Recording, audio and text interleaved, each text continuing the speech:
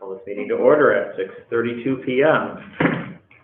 Just begin by saying, pursuant to Governor Baker's March 12, 2020 order suspending certain provisions of the Open Meeting Law, General Law, Chapter 38, Section 18, and the Governor's March 15, 2020 order imposing strict limitations on the number of people that may gather in one place, this meeting of the North Reading School Committee is being conducted via remote participation for the public, in person for the school committee.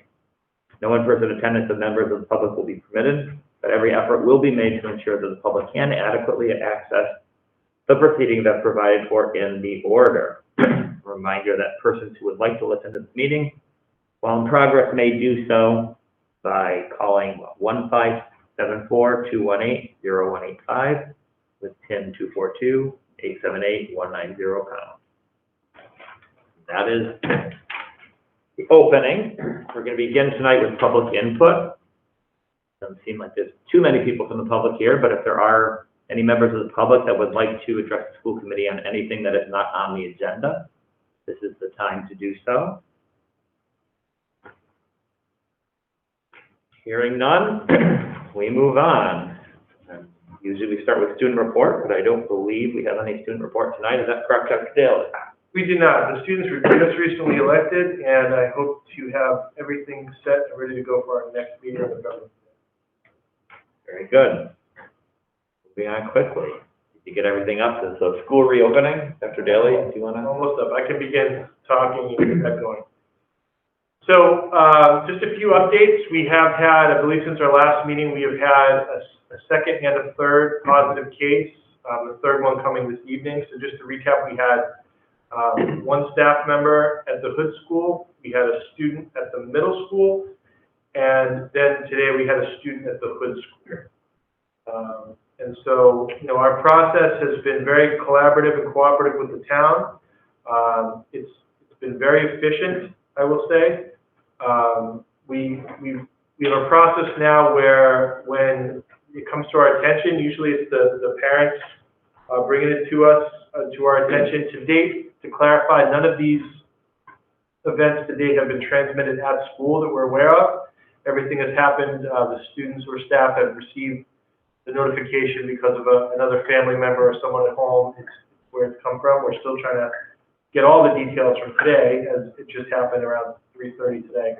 But we bring together our team of the nurses, the public health nurse, the director of public health, and town administrator, chiefs, anyone that's available comes to the meeting. We huddle, you know, for about 10 minutes or so, discuss the main issues, make sure that we have all the details around the current case, review such questions as who are the close contacts, were they on the bus, are they are they participating in any after-school extracurriculars.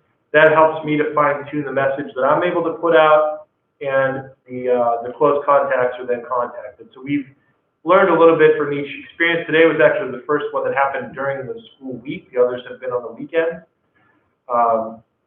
And so today was the most efficient, I think, because it was during the school day and also because it's our third one, and I think we've learned from each of the other two. Able to give just enough information, not to, reveal anything that's confidential, but to provide people enough information so that they know what's happening in the situation. I'm not sure if everyone here saw that message, but are there any questions that you have about any of these updates? So my only question, well, I'll reiterate what you just said slightly differently. So you're saying none came from the school transmission at school, presumably from the last two. There were no close contacts that, ended up getting it from those people, correct? Correct. And then for the one today, was the student in school, and then at the end of school, we were told, or was the student not in school today? The student was not in school today. That is my understanding. The student was not feeling well over the weekend. They were not in school today, and then once they were positive, that's when everything kicks in. So the things, we do not, you do not begin quarantining or close contact tracing until someone tests positive. So that's, So in terms of close contacts, then the last contact that student would have had in school was on Friday. correct. So you trace it back to a certain number of days from when that happened. Anybody else have questions about the cases?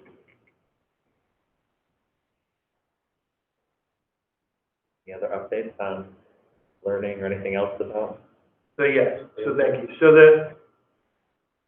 things are going well. I've had a great opportunity to observe several classes. I've seen many different things that have been going on. We had an opportunity at one of our parent advisory meetings that Ms. Embriano and Mr. Buckley attended to hear from the parents and the parent organizations and some of the other organizations about how it's going with school reopening from the parent point of view, which was very helpful. There's been a lot of positive feedback that I've received, a few questions, I'd say, as well, about some different scenarios that we're trying to address to continuously improve what we're doing. I still feel that overall, the community is very thankful that we're in school and that things are going well. As we're getting into, we've been in school for over a month now, just a little bit over a month. There's definitely questions that parents are asking as they're seeing the differences between classrooms. And so what I think is important to communicate to everyone, which is what Mr. Buckley said as well, is, it's very important that we keep in mind how far along our teachers are and what they've done for students. And I think it's important that we realize, too, that we've seen two things emerge and two different ways to look at it from an instructional point of view. And one is we've seen some teachers that have used a lot of their classroom time to teach both the students in front of them and the students at home. And they've had some different ways of approaching that. They've had some great success. There's other teachers that have made some decisions, especially I think I've seen this in the younger grades, where they'll say, we're going to do some things whole group, and then we're going to break off more and have students at home working independently and students in the classroom working with the teacher. And what they're looking at there is that it's somewhat easier to really maximize what you're getting out of the students in front of you. What I'm hearing somewhat from some of the teachers as well is sometimes the students in front of you are also on their computer, so it's essentially like everyone's remote. And then is that the best use of the time when the students are actually in front of you, right? So there's a lot of learning, there's a lot of exploring. There's sort of an essential question that we have. That whole concept of flipping the classroom is really, what do we do when the students are in front of us to maximize the fact that they're in front of us? So it's a little bit different this year, a little bit of a different way to look at that same question, but it's an important one. So all of our teachers have two goals this year, one around social justice and one around hybrid teaching and learning. And so what we're going to be exploring over the course of this year is, first of all, hopefully around November 3rd, when we're going to spend time at our PD day exploring this, we have identified some best practices. So teachers are going to be sharing with each other who's had success, what are the pros, what are the cons of different approaches, and what's working and how it can work. And what we're hoping to get to is the idea of, if this is a best practice that everyone can work toward, that we can identify on sort of a scale where am I on that spectrum towards meeting that goal, and how can I make that my goal, that I'm going to be in a better place in December than I might be in October, in a better place in February than in December, so that we're working toward there. Because there's a lot of variables. Some people are just, very comfortable with that approach, very comfortable with the technology. The technology that they have works.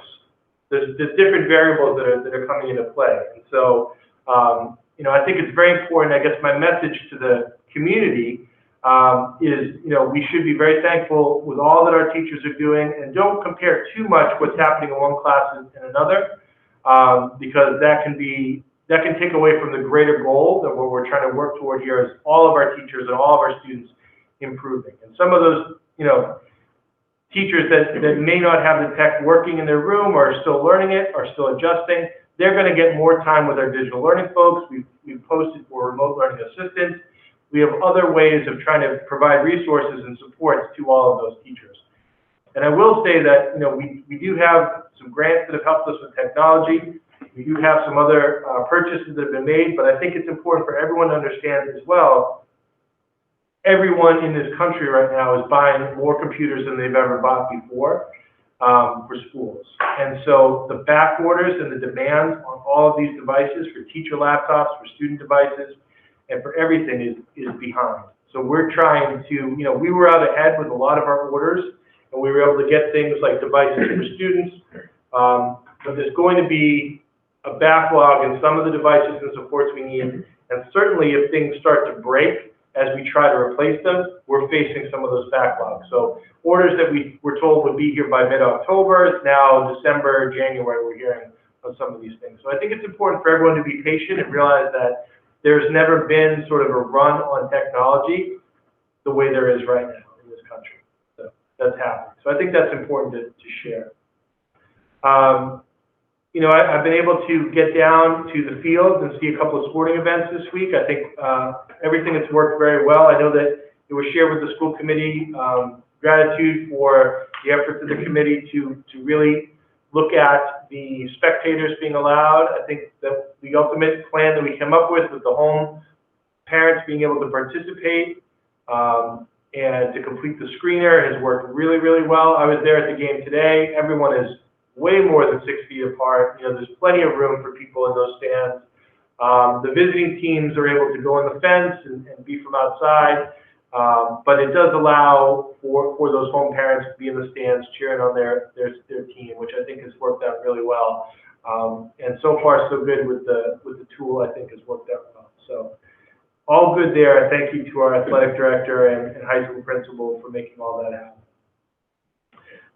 One thing that I want to share out, we've also got the extracurriculars starting. You know, we're at this point now where a lot of our outdoor classes are still happening, but we're starting to come inside. So we're looking at trying to figure out what the next steps are there. I think it's important to share that at this moment, you know, I don't see winter sports beginning right after. We'll talk about this maybe a little bit later as well, but I don't see that winter sports are going to start right after Thanksgiving break as they have in the past. At the very least, we may need more time to see what can happen with some of those indoor sports and activities.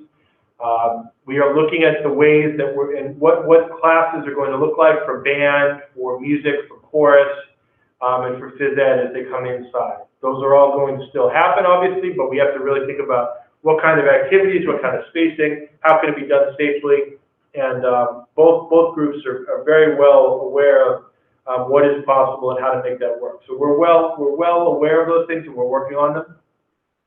And at the high school, I think everyone is aware that we are putting on a show for the community that our high school master students are doing, and it's a sort of a stroll where folks buy tickets in advance and they're able to walk safely and socially distanced in small groups, basically all around our entire campus. So it's a small offshoot of part of a show that they had last year with the Haunted Playground. And the students did a fantastic job coming up with this whole idea. And quite honestly, the civic project aspect of what they had to go through to plan this out and to go and they had to present at the Board of Health. So just think of what they're learning as students, all the key people that they had to talk to from the police and the school safety officers, the fire department, just for the regular permitting piece of it, but then the additional Board of Health kind of requirements that they went through this year. So, you know, hats off to Mrs. Kane for a great program and for leading that, and really to the student leaders that were, you know, so articulate in expressing their ideas and getting them approved by the Board of Health. So that was fantastic. One thing I just want to share in closing here is, you know, I mentioned last time about the school calendar that we have is designed for a typical school year. None of that, and the breaks that are in there are not designed for maybe what we're facing this year. And I certainly, the teachers have done a fantastic job. They are really putting themselves out there, working very, very hard, and doing something, you know, for all of us that have sat through, you know, a day of online meetings, one after the other, it's exhausting in a way like we never felt before. And I think our teachers are getting to a point where the anxiety level is getting a little bit high. And anything that we can do to try to think about ways to lessen that anxiety, I think would be very helpful. I've also been hearing from some parents that have asked questions about what are we doing to quarantine or to, you know, what advice are we giving around travel or quarantine around the holidays. So a thought that was suggested to me today, part of what I try to do is have good two-way communication with our staff.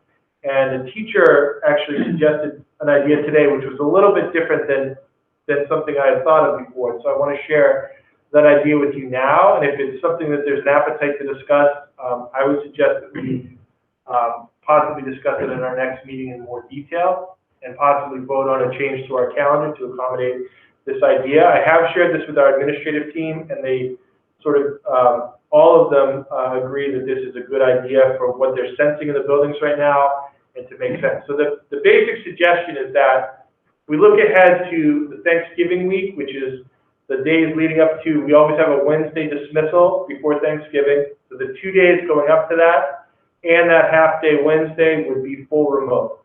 So we would let folks know well in advance that those days are remote for everyone, teachers, students, all students.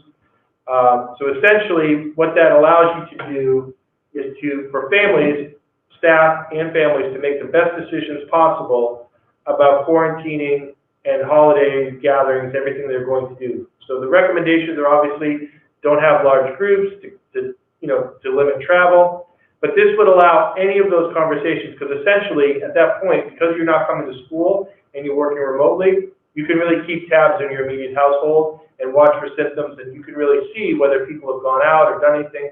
You could quarantine if you wanted to, starting on that Friday, leading into the Thanksgiving holiday. So that's the thought there.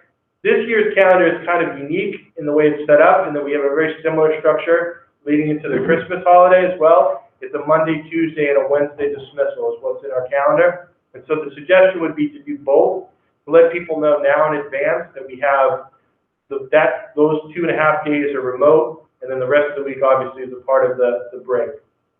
So the administrative team thought about this, talked about it a little bit over the course of today. We feel that might go a long way to lessening some of the anxiety that our teachers and staff are feeling right now, and a lot of the parents as well. So that's something, if we want to just discuss for a moment, and then if we feel that it's worthy of discussion, we can bring it forward again next time with the idea to adopt the calendar. So I just wanted to put that out there. Any thoughts?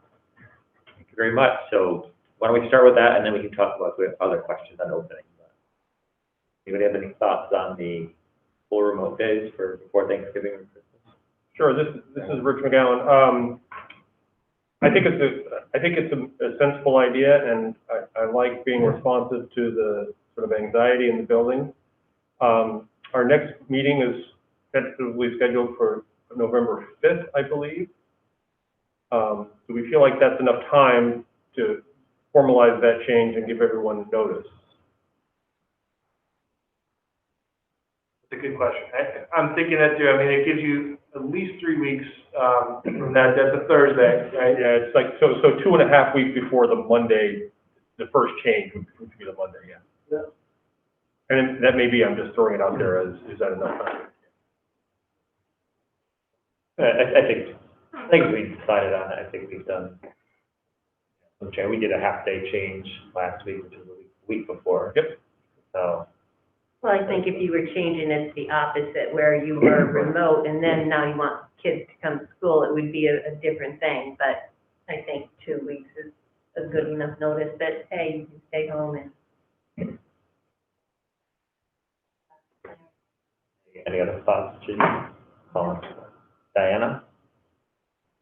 I think it seems reasonable, especially, anything to help the teachers feel more comfortable. They're going through a lot right now, and it's really stressful. I can say from a parent perspective, I actually think it's a good thing for me. I'm sure there's other parents where, the notice would be helpful for, child arrangements if they do have to work. So the earlier we can get it out, the better. But, I'd rather my kids, home that week. I think a lot of people take it off anyway, and I think it makes a lot of sense. Chris? I agree. I think it makes sense from a health standpoint and from a mental health standpoint. One thing that sticks out to me is that for both the week before Christmas and the week of Thanksgiving, it's Monday, Tuesday, and Wednesday, and we might want to see if it's worth juggling. It's going to have the same cohort twice. Yeah. And kind of not rob them, but then that's like 6 days taken out. So if there's a way to balance that might be nice. But in general, I think it's a great idea. Health-wise. I did think, I haven't looked that far into it to see, but we would want to make that balance as best we can. Yeah, I think, so for my thoughts, this is Scott, I think the balance is a big thing, about making, and I know they were already looking at, there were going to be Thursday, Fridays off either way, so they were adjusting the Wednesdays, I think, to account for that. So they'll probably just have to readjust, because as it was going to be one cohort was there and one cohort wasn't. Now it'll be none of them are there. I mean, my thoughts are sort of two. On the one hand, I think we should do whatever the teachers want to do. I mean, whatever the administrators and teachers think, I don't think it should be the school committee that's holding that up. I think if the administration and the teachers and the unions agree on something, we should pretty much agree with it. And so frankly, I feel like, you know, like the educators' job to think about that. And if they think this is a good idea, I don't think we should stand in the way of that. The only question that I would have about the education is cohort C, you know, about especially kids that have special needs. Like my son is in cohort C. I know that, you know, the other day he had to stay home for a day, and it's, again, I was the paraprofessional for the day. I had a day off and I was there for every class, and I think that's the one group that I'm slightly worried about. And I don't know if there's a way where, I don't know, where anything can be done, where even if, you know, the distance learning lab was open or something, if somebody needed to come in to do remote in the school, maybe not in the traditional way. I don't know. I don't know if that's an option, but I don't, and there's not a lot of kids that are in cohort C, so I don't know that we should not do something because, you know, 20 kids across the district need something different. But that was the only thought that I had was, you know, a few kids that might get a lot of additional services. How would they, you know, how would they take those, you know, additional 6 days? So, but ultimately, I think if you come up with a plan that the teachers union and the administrators are behind, I don't think you'll have anybody in this committee voting against it. It's a good idea, and I will bring that back. My thought at this moment, though, is just for the purposes that we're trying to do this, it would just be for everyone. Yeah. And I think even if, you know, I think this is the one situation where I'm thinking it might be for everyone. Even if we were closing for other reasons, we might still try to do something. That's the thought. To be completely honest, I haven't talked to the NREA about this yet, or the Paris Union, the two largest unions yet. I imagine that they would be in support of something like this. I have talked to them about doing something to address the, you know, just the levels. And I think it's just something we're hearing in society. I think there's a lot out there in the media about, you know, rises in cases, and, you know, there's just a lot. And I think everyone's just feeling that. And also, you know, it's very hard to compare us to other districts. Like I said, we're over a month. There's a lot of districts that are just starting to go back now. So they're going through the same issues that we went through in August and September, but we're going through some different kind of issues that we're feeling. And I think to recognize that they've come quite so far, and I think having those little, those two pieces there might really provide some help. So, all right. So that's something that sounds like I could put on the agenda for next time for us to discuss further. Yeah, absolutely. Any other thoughts on reopening from anybody? Questions, concerns? The only thing I was just going to add is, you know, as Dr. Daly mentioned, Janine and I were at the parent advisory meeting, and I just think it's worth noting, as Dr. Daly just alluded to a bit, that every district's different right now, and we need to do the best we can to make North Reading's plan work as well as we can, but it's also worth recognizing that North Reading's in a very different position than a lot of other districts around here. And so I'm on the listserv with that school committees, and we see everybody talking about trying to get plans to open. I mean, school districts were talking about how they have elementary open, they have a plan to open middle school in November. They don't even have a plan for high school. They don't have staffing. They don't have, you know, agreements with teachers. And, you know, I think it's just worth noting that even if there are things that need to be tinkered with and adjusted, that we're very fortunate in North Reading that we have a lot of buy-in from all the different groups that are at stake here. I mean, I cannot emphasize enough how important it's been to have these. I've had a lot of great discussions over the summer with teachers and the teachers union working with the district to really make this work. And, you know, it's just, I don't know, for me, I would just say I'm so grateful and thankful that our teachers are doing what they're doing. And we all wish we could be back normal, but until this passes, it's important that we're all on the same side. So I just, you know, just for the parents that might be listening, it's important to understand that, you know, everything that's happening right now, there's a lot of discussion going on, and the teachers are behind this, and they're working with the school districts and the administration to try to find the best plan possible. Mr. Buckley? Yeah. And one more thing, which is that, I was talking about, I was thinking about this earlier when we got the notice of the third case of a person in the community, in the school community having COVID, and it occurred to me that every time that happens and it doesn't spread, that's a very clear sign that we're doing an excellent job in terms of how we're executing our plan, that it makes sense, that it works, people are taking it seriously. And, you can't stop a contagion from spreading to people, but containing it like we've been doing, I think that, I think we've done an excellent job so far. And just to hear that the student today had some symptoms and didn't come to school. Yep, exactly. You know, and I know one of the issues that's coming up right now is maybe kids abusing and staying home when, you know, there's not reasons. I've seen some emails from principals about, you know, if you're feeling well, you can't just oversleep and just decide to take a remote day. But it is important to do it. I mean, I will say from my own personal experience last week, you know, last weekend or Columbus Day weekend, one of my kids had a runny nose.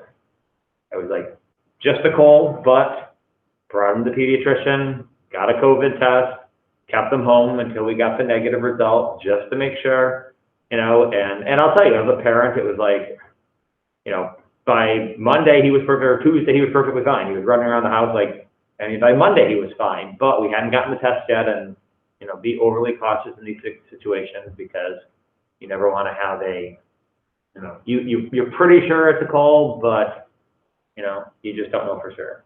Yeah. But I think overall people are taking it seriously and they're doing the right thing. And I'll just reiterate too, what I put out in my email about travel and, you know, we are doing something a little bit different in our schools that's a little bit above the governor's travel order, which basically, the travel order says if you travel out of state to a state that's not a low-risk state, so any state that's colored red, you need to produce a negative test or you need to quarantine. There is language there that children under a certain age do not need to follow those rules, but we are saying all students, regardless, need to produce that negative test in order to come back to school. And I just want to reiterate here, as I did in my email, that it's, you know, it's not really about that student or your family, it's about what that means for the big picture, right? So it's about trust. We've built trust with all of our teachers and all the staff that are coming into school every day, and we have to trust that if people travel, they're going to do the right thing.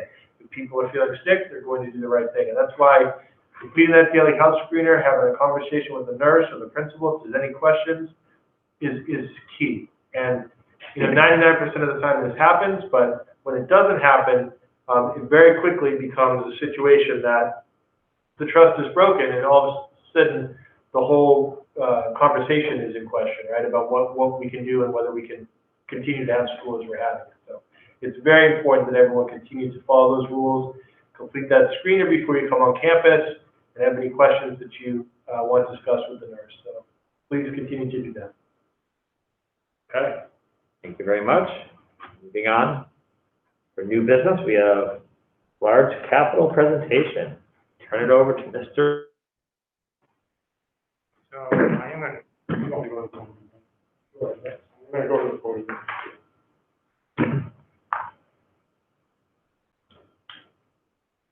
I'm going to advance the slides on the screen as well. So in your packet, you should have had a PowerPoint as well as the 5-year capital plan that we've updated to reflect projects that have been approved, and you know, we've made some alterations to the plan from last year to reflect the most up-to-date information. So I'm going to try to move through the slides relatively quickly, and then leave time for discussion and questions at the end. There's a lot to kind of go through. I'm going to touch upon some of the capital projects that we've completed in fiscal 21 as a refresher and reminder of some of the items that we were able to get done and approved this year. I want to focus the conversation on next year's projects for fiscal year 22. I'll give you kind of an outlook about the next 3 years, fiscal 23 and 24, which is what the CIPC will focus on. At the end, I'll touch upon their timeline and their process this year, which has been pushed out a little bit. And then we'll certainly need time for discussions and questions. Tonight we're not looking for an endorsement or a vote of the plan. We're just opening it up, to give you the information, give you a chance to digest it, ask some questions, and then next time we're together, we'll be asking for an official vote, and we'll see if we have to make any changes as we go. So as a reminder, in fiscal 21, we were able to get the F-350 pickup truck, the 2009 vehicle, approved at the June 29th town meeting. So that was a positive thing. We have ordered that vehicle. We did that in July, soon after town meeting. They built this vehicle from scratch. We placed our order along with the Department of Public Works order, both ordering the exact same vehicle. We're told it's on pace to arrive in the beginning of December. So hopefully that happens before the snow winter season. Pleased to report that the fall town meeting, a couple weeks ago, we did receive 2 other facility-related projects approval. The little school HVAC upgrades that would focus on making improvements to the C wing of the school, as well as to the Hood School handicap accessible chairlift, which was 30 years old and needs to be certainly replaced. So we are in the process. We've actually already ordered the chairlift. We're in the process of actually submitting bid specs, putting together bid specs for the HVAC project. That does need to be bid, as it is over the threshold cost of that project. It is a Chapter 149 project that does require bidding. So we're in the process of hoping to get that out soon. Question? Yeah, quick question on that. What's the timeline on that? Will that be for this year still, so that we can, because I know the funds have to be in the year, right? So that will be for this year. So we'll be able to hopefully move forward on these and get these completed as soon as possible, really. So the goal certainly for the HVAC project is to have that completed as much before the winter season as we can. But it does have to go through the bidding process, so that will take a little bit of time there. And then there's an update on the LED lighting project. So everyone knows that we do have the LED lighting project underway. We kind of did that separately outside of the CIPC process to kind of secure the funding for other townwide projects. So we're sort of leasing this project. We expect that project to be completed potentially by Friday of this week, maybe early next week. They're on their final school, which is the Hood Elementary School. So we're a little bit behind timeline, but certainly things happen. We're a little bit delayed here and there. But the project all in all has gone really, really well. And I'm already seeing, and I look at the October electricity input bills, that there's savings there. The usage is down 25 to 30% in some areas, and it's definitely, you can tell right away that the savings is going to be real, and it's definitely there. So that's pleased, and I think the light looks great, actually. I walked around some of the buildings. This is a picture of the middle school, high school classroom, but a little bit of fresher light, a little bit of a more natural light, and I think it looks great. I think it's provided some much needed brightness in certain areas. Are they still on budget, even though it's over time? Yeah, they're still on budget. Yeah, so that's actually fixed for us. Okay, so you make sure you don't have the liability there, which is good. Some other projects just that we did during the summer, part of it was COVID-19 related, but some other kind of capital items. We obviously did some upgrades and repairs to a lot of exterior windows at the Bachelor School and the Hood Schools. Those projects are completed. So now all the windows are kind of operable for ventilation for some of those window projects at the Bachelor School, mainly the fourth floor and some of the Hood School classrooms. We replaced some exterior doors at the Little School that just needed to be replaced. We did some of these kind of small capital projects over the summer. We did those major HVAC upgrades, and all those projects are completed. So we did the ionizing project at the middle school and the high school for additional mitigation of ventilation and exchange of air. So that project's been completed. We did sort of a similar approach to the Bachelor School, but we opted for kind of the UV lighting approach to those rooftop units based on the size of those units. That project's been completed. And the Hood and the Little School, we've upgraded the MER 13 filters and all those classroom unit ventilators and rooftop units. So in some areas, the rooftop units at the Bachelor School as well. So we've made some upgrades to the HVAC. The majority of these funds are being COVID-related, so we are using the CARES Act funding and the reopening funding to support the cost of this project, but certainly capital-related. We did install 2 additional security cameras in this building at doors 30 and 31, which is on the academic wing of the high school, because we're now using those entrances regularly. That was a request from the police department, and we did move pretty quickly on that and got those up and running. So we have 2 additional security cameras that are tied into the police department's feed as well, live feed. So just some other items to make you aware of. So if we look at, just a reminder, we're looking at large capital now, so greater than 25,000 with a useful life of more than 5 years qualifies for a large capital project. We generally are looking at vehicles, technology and facilities. Most of our equipment acquisitions fall as small capital, furniture, and technology, and some of the smaller technology, but this is the 3 areas that we tend to look at for large capital. Here's a quick snapshot of the 3-year request that's been revised. So you can see kind of vehicles, pretty consistent amounts over the next few years, same for technology, a little bit higher next year. That's partly because some projects were deferred from this year's process. And then on the facility standpoint, we're doing our best to kind of spread and even out the needs. In the later years, starting in fiscal 24 and even 25 and 26, we look at the 5-year plan, we start to look at some higher cost items, potentially like the little school modular replacement for that classroom. Potentially hood school boilers, hood school boiler project, and hood school roof restoration. All 3 areas are in relatively good condition right now, so we're going to continue to assess these as we get closer, but there's a good chance we might be able to continue to kind of push those off. I think the boilers are in pretty good condition. The roof, we've made some small repairs in areas, but there's definitely items that are going to need to be addressed, probably within this 5-year window as we look at our large capital plan. So we're going to focus on technology.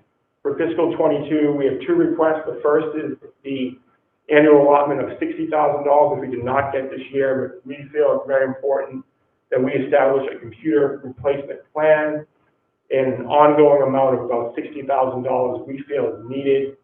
That will essentially work to address both replacements for both student devices as well as teacher devices, so there's a need in both areas. We were able to acquire and accelerate through some state funding, through the advocacy of Brad Jones, State Representative Brad Jones, who helped us get some grant funding to buy some Chromebooks for the one-to-one initiative, as well as through some technology grants, essentials grants through the COVID-19 federal relief process, and the reopening grant. We've been able to kind of accelerate our need to buy additional Chromebooks for student devices. So we've been accelerating that one-to-one initiative. We're almost one-to-one throughout the district, essentially. So there's definitely a need to replace these devices as they reach the end of their useful life, and to have an ongoing allotment of about $60,000 for replacement. We've started to purchase staff devices for laptops, which have been aging out and breaking down. Some of them are 10 years old.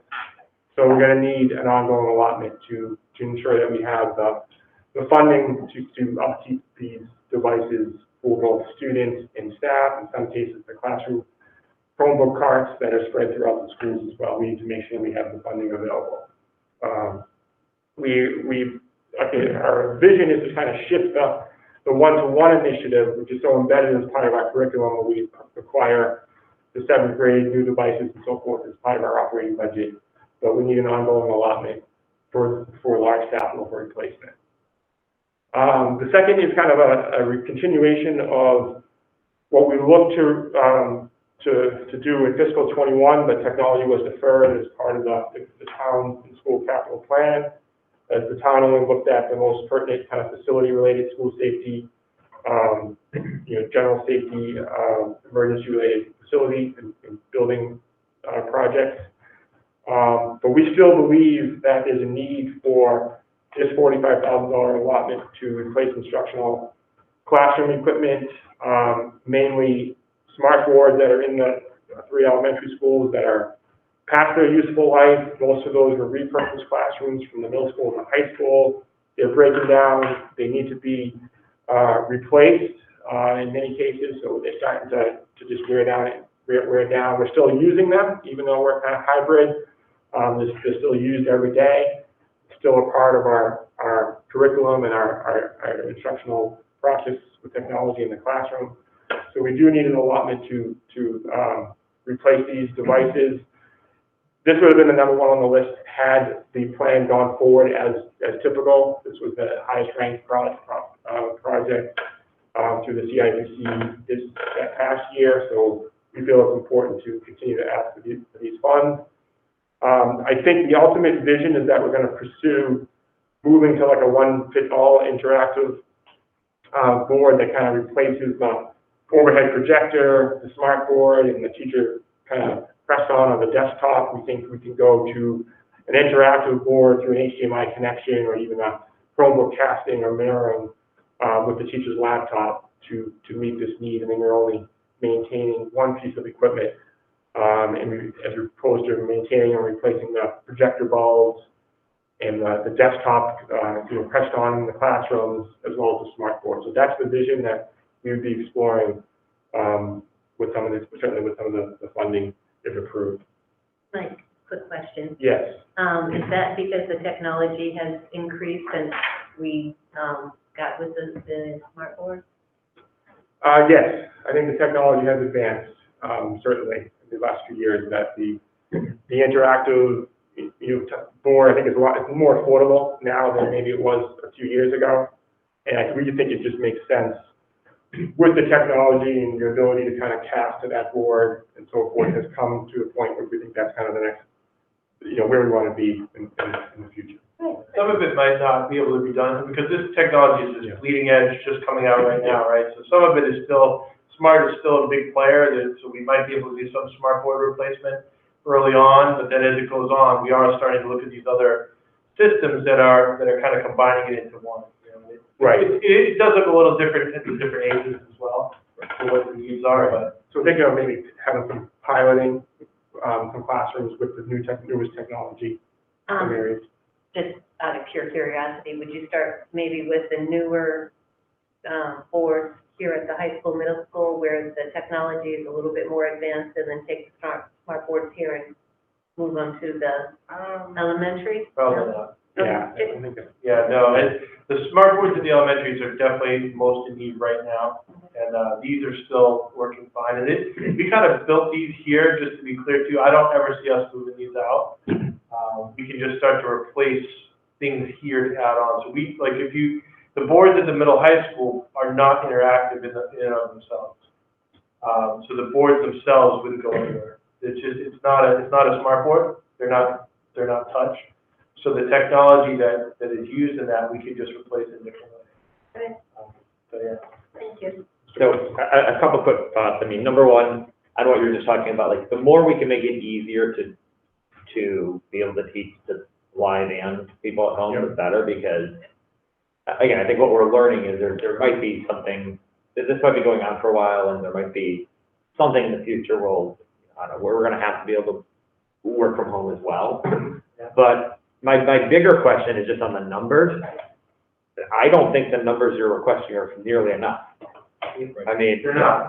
Well, because This is about a third of what we would do. And that's how we pitched it for many years, is that we would do it in small chunks. It's at least $200,000 to do the upgrade of the elementary schools that we can do.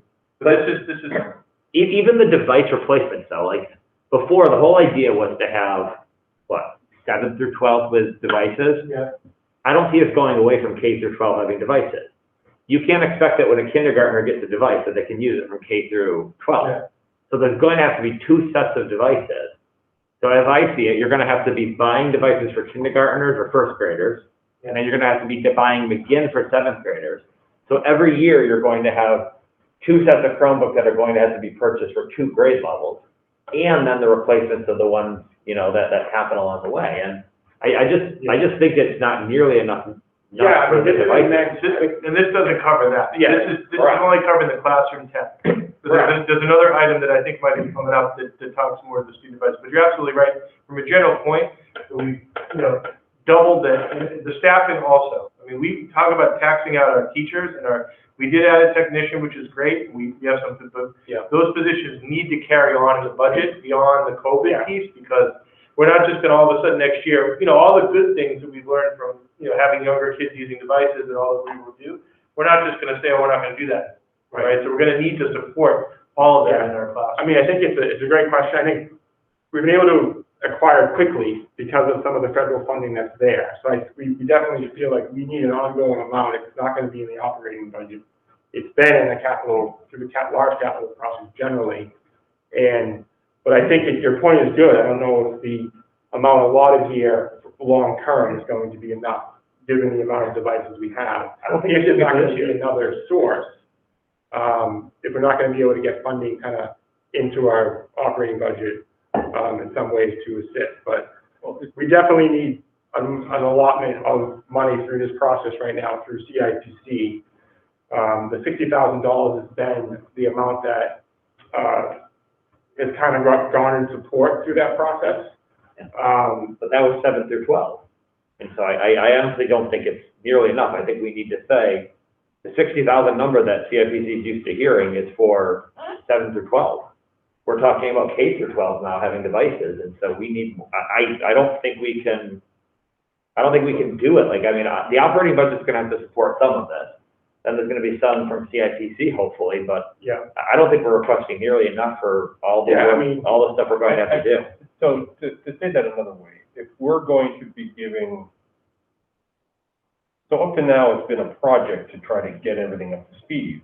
Now it's like giving them a book, right? It's like we don't go to the CIPC for books. We buy them as part of the budget. Yeah. So we got to figure out how to get that into the. Yeah, I mean, I think we've always tried to find that balance. Yeah. I think certainly next year, because then most of the devices that we've acquired are going to be new.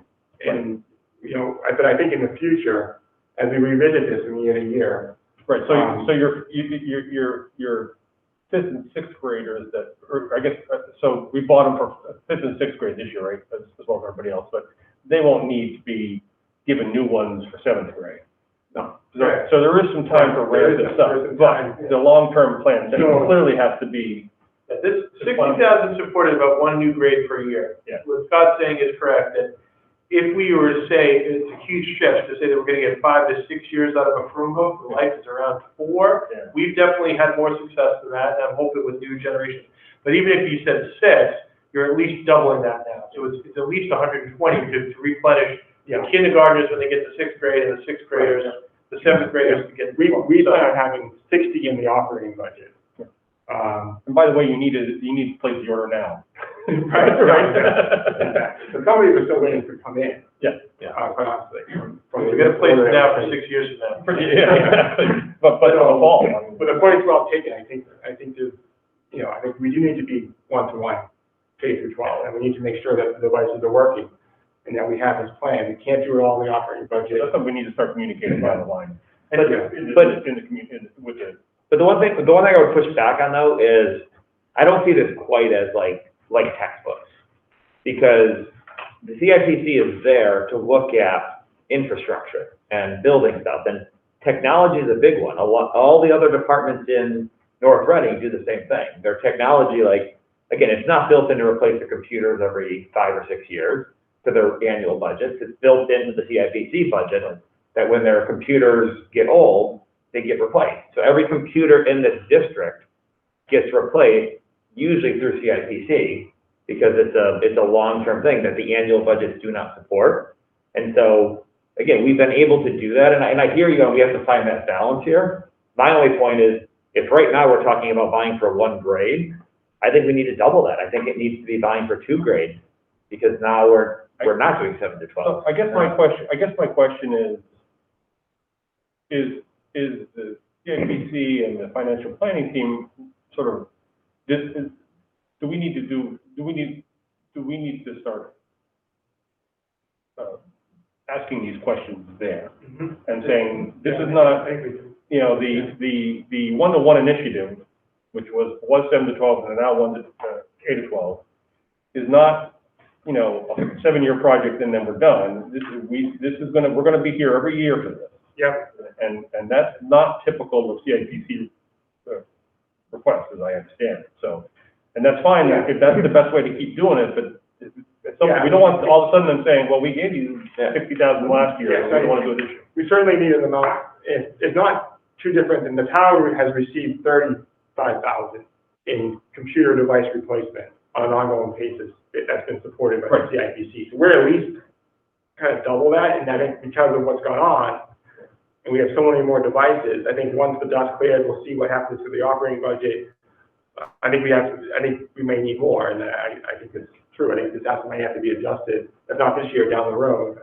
And it's one thing to replace staff devices and to look at, it's double the amount, but we have more than double the staff. But now, just forget about the staff number, now you're adding 2,500 students on top of that. So it's just, there's just a lot more to maintain. I think it is a balance, trying to, I think we have to support it, and the question becomes, at the financial planning level, like, moving forward, are these things, where do they fall and who they fall into? And it's not something that we can just cut something else from our budget to support it. I think that's the most. Yeah, for sure, and that's probably one of the reasons why you reacted so strongly. I'm not suggesting that we all of a sudden move it into the budget and then we have to find room for it, but we just have to make it, as a town, as a planning process. Well, it's a good point. I mean, the other part of that is that, like, as a town, I mean, I don't know that every town, I've only been in North Reading. I don't know if every town does it like this. Some towns might allocate more to the schools, and then the schools can build in capital projects. But these are the questions you're gonna have to. Yeah, whereas what we have done in North Reading a lot of times is we try to take some of the capital projects separate and have a group throughout the town have a certain amount of money, a certain amount of funding to allocate towards that. And all I'm saying right now is for, device replacement, things like that. The last few years, we've talked about things, the assumption has been on 7 through 12. I think the assumption going forward is K through 12. Even if everybody's back in school full-time next year, the learning is going to be different. We're going to develop different models. Like, I see my second grader at home using her Chromebook, and, in a way, it's sad that she's not at school, but it's also pretty amazing that she is becoming pretty good with a Chromebook, and you don't want to, and not going to go back to third grade and stop using it. So. And those devices are also getting used more than they've ever been used before, right? They would have been brought out for a half-hour lesson for typing or something. Now they're being used all day, every day, cameras, microphones, so many more things that can go wrong when they're getting used that much. So it's really that replacement cost that we think about a lot as well. And just to be clear, and I know this has been established, but it was said a few meetings ago that you don't need the smart boards as much as all about the Chromebooks, but it's absolutely in hybrid, and I've seen it every day that I've gone in. It's essential that you have both, because if you're fully remote, the smart board is not as important. But when you're in the class every day, the kids are watching that smart board in class and at home, and it's really an incredible tool. It's in some ways being used more now than even when we're fully in person. And so let's go back to that, because that's where we started, right, was with the smart board allocation, and it certainly is critical, and you guys talked about this already, but that, what the future of the technology is, that we get a handle on that as soon as possible, so that we're not spending more time buying the smart technology, which may or may not be the future in every school. Yep. At every level. And I withdraw my comment from 2 weeks ago, Patrick, okay? No, I just wanted to make sure. What? I'm firing. I think the advocacy, but I think the awareness of the folks on CIPC and finance team need to understand that we're in a different situation. Happy to come take a visit. Yeah. Well, somehow, or a video visit. I know. virtually.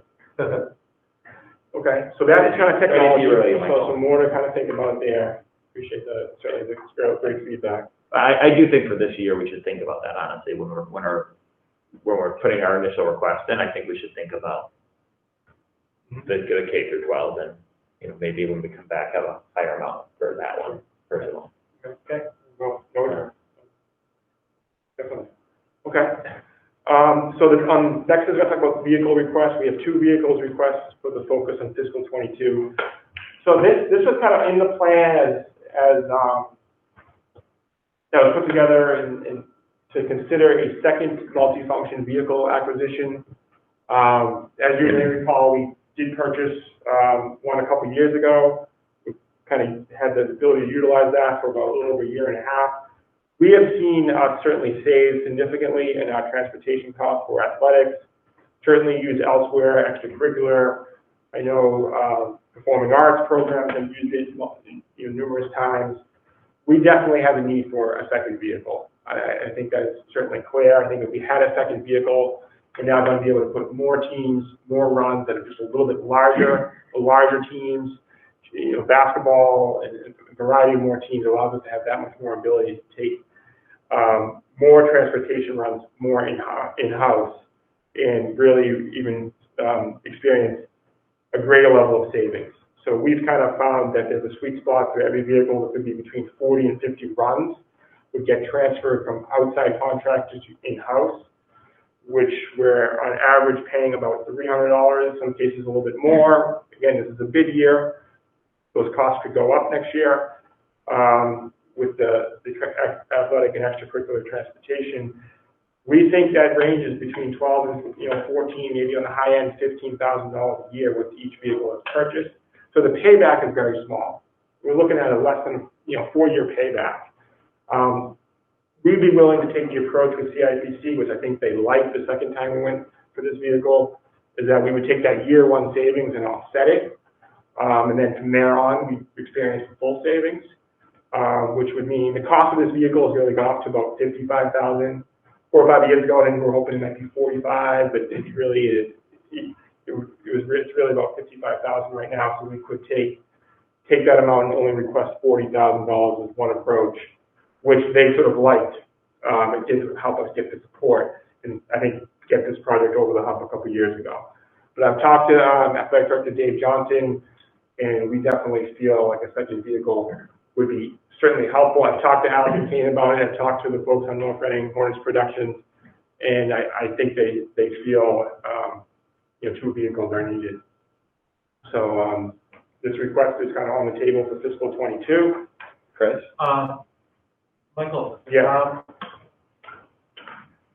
How has COVID kind of affected the usage of Right. So it has impacted it on the number of ridership. Yeah. So right now we're still following the 1 student per seat. Right. So there's only about 7 students riding on this vehicle. So the golf team has used this vehicle this fall.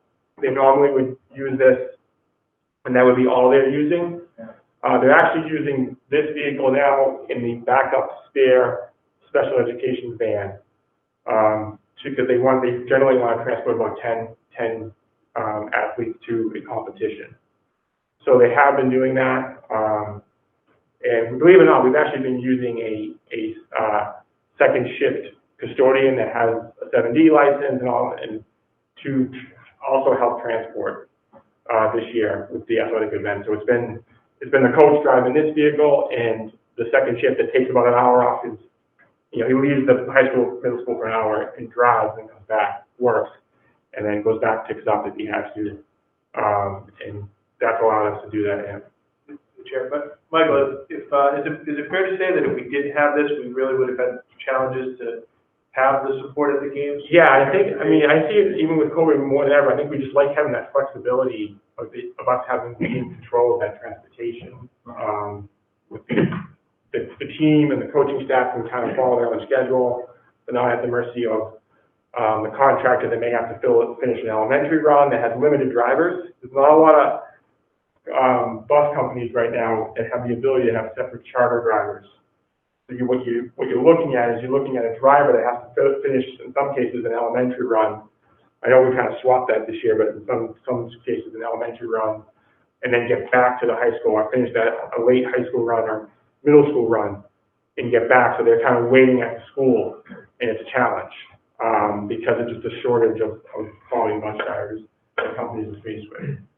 So having that flexibility, I think for a lot of these teams, the two really kind of puts us over the edge, that we can now do varsity and JV basketball team throughout the winter and a variety of things that have been challenging. Thank you. I think it's a big thing. I think with this and the next vehicle, you have a payback of less than 5 years. I think it's a no-brainer to consider. And I hope that CIPC considers that. So the next vehicle, so we are kind of revisiting our request for a tool cat. As you know, Sonny Campagna, Director of Facilities, has now been with the district since the middle of August. So he's been here about 3 months, had a chance to kind of review and see the operation and make some good recommendations. He continues to kind of familiarize himself with the district. I think he's doing a really great job. And believe it or not, first thing he said to me when I'm looking over the plan, we're making adjustments to it, and he, fresh set of eyes at the plan, he said, why don't we have one of these vehicles? I gave him the history of that we tried to make one of these vehicles, didn't get support for 2 or 3 years, so we kind of took it off the list. We actually, believe it or not, were told that we would eventually get one through the FF&E of this campus. Never ended up happening, but we kind of originally thought that might be the case through the FF&E budget, and money that might be left at the end, so that did not happen. But we feel, and from what he's looked at, that having access to this type of a vehicle for sweeping, obviously snow plowing, front loading with grounds, facilities, obviously snow removal at this campus, landscaping needs, we think we can save significantly amount, not only on manpower with overtime costs coming down. Right now we have 4 or 5 guys using the push snow blowers, doing the sidewalks, going all the way down that stretch, down the hill and up and all around this campus.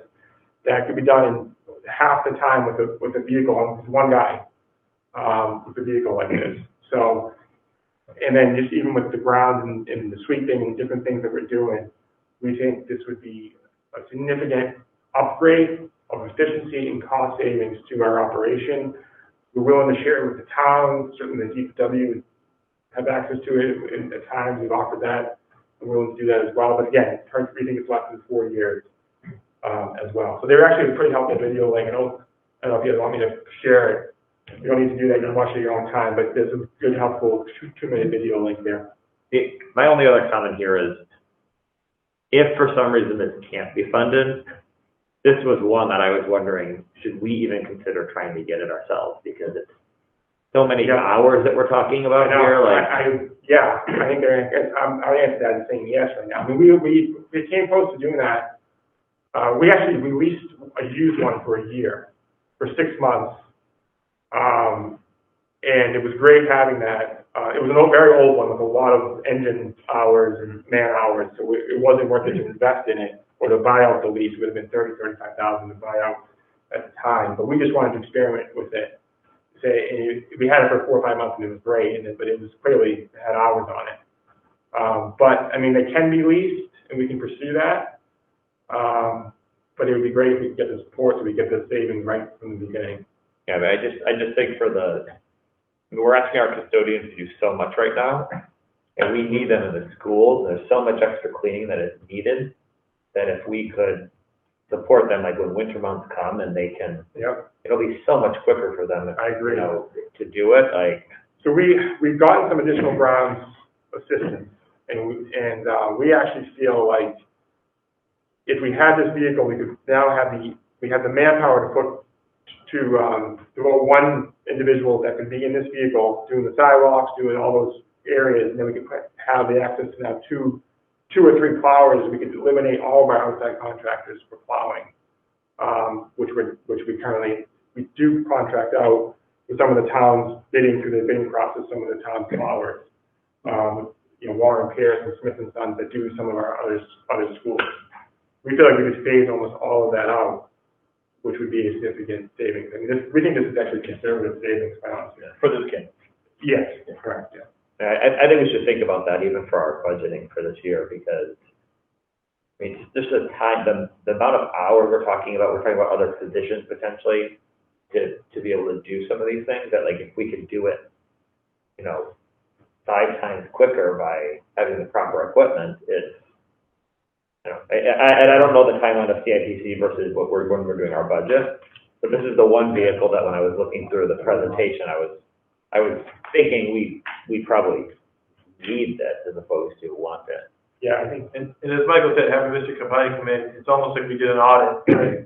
You have somebody new come in, fresh set of eyes, we didn't lead them in any way, and this is one of the conclusions he jumped right to, so.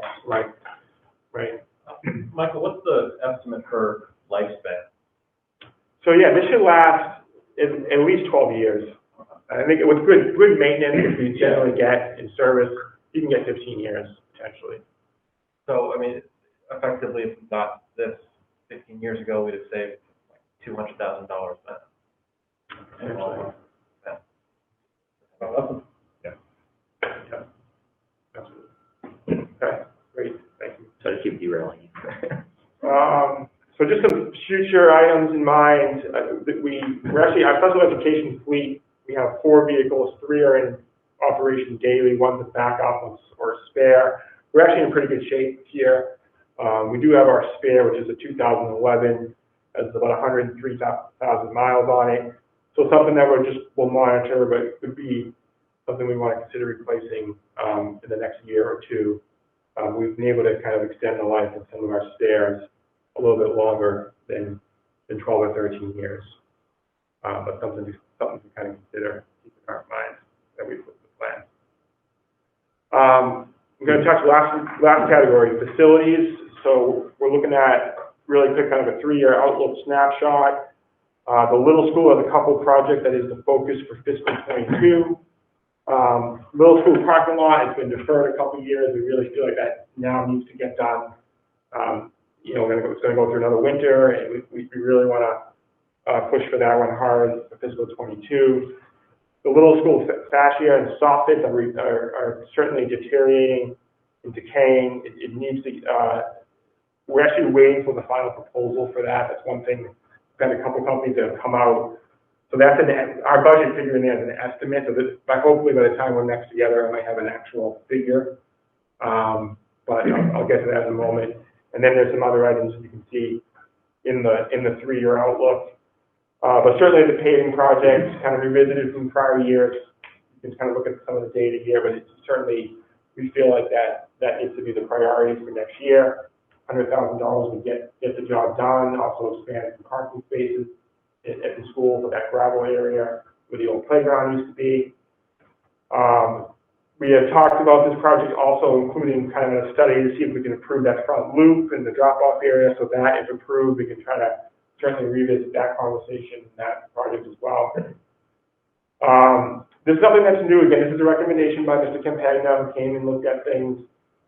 We've had this on our small capital request for the last couple of years. It hadn't gotten funded, but we thought we knew we had to make some needed repairs, small, that we think is small, $4,000 or $5,000, but we think there's a lot of areas that need to be addressed to certainly address some of the decay and seeing some of these photos throughout the fascia and the soffits of the school. So we're waiting on a final proposal. We think it might be less than $50,000, but certainly right now, a quick estimate somewhere between $35,000 and $50,000 that we would be needed to address all the areas. And certainly the solution would be a solution designed to increase the life expectancy, something that might be kind of a wood alternative, still protect the aesthetics of the building, but certainly provide extra kind of covering and durability to extend that life. Yeah, I was kind of confused by the description of a wood product wrapped in vinyl. I mean, it would make sense to do a vinyl product. Right. Replicated wood. Yeah. Makes sense. So I think that might be more what we might be looking at. I might not word that right, but I think we're looking at sort of a wood alternative kind of vinyl product for enhanced durability. I think in some areas, the couple of companies that came out, you certainly said they would, look to certainly. I think you referenced, putting kind of a metal kind of interior barrier there for weathering and so forth. Yeah. But we would make sure we certainly selected the right solution. Michael, just 2 quick comments on the little school paving project. Yeah. I also think that this year's I think it changes a little bit where every door is being used now. You have, first and second graders walking across the parking lot that people are driving in to try to get to their classroom door because it's not all the central, the front door anymore. So you literally have tons of kids just walking across the parking lot while people are trying to come in and park in it right now, it's a mess, and there's like areas that are torn up from where the playground was before. And I just think that even more so this year, because every door is in use, You're right, it's good point. concerning. And then the second question is, do we need anything more? Like you mentioned the security at this building, because a couple of doors are being used. What about all the other school buildings? Because I know the other schools are also using different doors now. It always used to be one Yeah. main door. Do we need to look at any security at, like even if it's just better lock, I mean, do we need to do anything different at the security at different elementary Good schools? question. I'll certainly follow up and check into it. I think because we did the security upgrades with video cameras, I think we got all those areas. We did a pretty thorough walkthrough with the fire and the police, and they didn't note any areas of, that they were not seeing or any area that was a concern to them. I'll confirm that, with the police department and with the folks that were involved in that section. But does that make sense? Yes, I'll agree with that, Mr. Connolly. The police department is who brought to our attention the doors here, based upon plans that they were aware of and what was covered and what was visible. We can definitely revisit as well, but the reports that we had initially were the issue that they had was here. That's why we moved to that direction. That's a great point as well. I had a question about the paving project. The $100,000 amount, Yeah. how long has that been there, and does it need to be? Yeah, so I looked think, at? it's only been around for a little less than a year. Okay. And I think we're using about $2.15 per square foot. When we started this, we were at as low as $1.85. I think we even added some contingency on top of that. Yeah. So we think it's a good number, but it's a good question. Yeah, and it feels like, I mean, we don't really have a quote-unquote design for, like, if we were to repave the loop, would it change anything, or is it's Right. just assuming at the moment just straight paving, but, Right. yeah. Yeah. And that may be fine, I don't know, I'm not there enough, but, sometimes when you start these things, it's like, oh, yeah, you need to do curbs or. Yeah, so this has been looked at quite a bit. I think we started it with about 7,000, and it's gradually. Yep. Yeah. Okay. I value my cost has gone up, and it's gotten expanded a little bit because of some of the good curbing and so forth. Mr. Bernard had mentioned that, like, there was gonna be a change to the design. Yeah. They were gonna be going in more, because there was gonna be drop off in the back of the building where the preschool is being dropped off. Right. Because I think that was one of the concerns. And that was. Was that, baked into you can only fit like 6 cars in the actual, where they do the drop off here. Yeah. It's a very tight little area, and I think they were gonna have it go through and then have a separate That was drop off. one idea, yeah. Yeah, That I remember being on the back for one level and then go around At the other one. the town engineer and the DPW director at the time had kind of involved, just kind of told us they would do part of that design work, Right. which was saving and hiring sort of a third party. Right. But we can certainly look into that as well. Okay. Okay. So moving on to some of the future projects. Certainly the Hood School modular demo removal that's been in there a couple of years, we've been able to keep those units in good shape to kind of continue to kind of defer this project, but at some point, it's going to have to be revisited. The bachelor school rooftop units, some of those are starting to have some costly repairs, so we think we need a plan to start addressing some of these 6 rooftop units. Right now, we've gotten them in good working order, but I think just to continue to kind of assess and revisit as we look at the plan. I talked about some of the middle school mods and the roof restoration and the boilers at the hood. Energy management system, we'd love to be able to fully upgrade that system at the hood and the little to include the entire building. Right now, it's boiler room only. It is costly, but it's something we would really allow us to really fine tune and regulate those buildings even greater than what we've been able to do.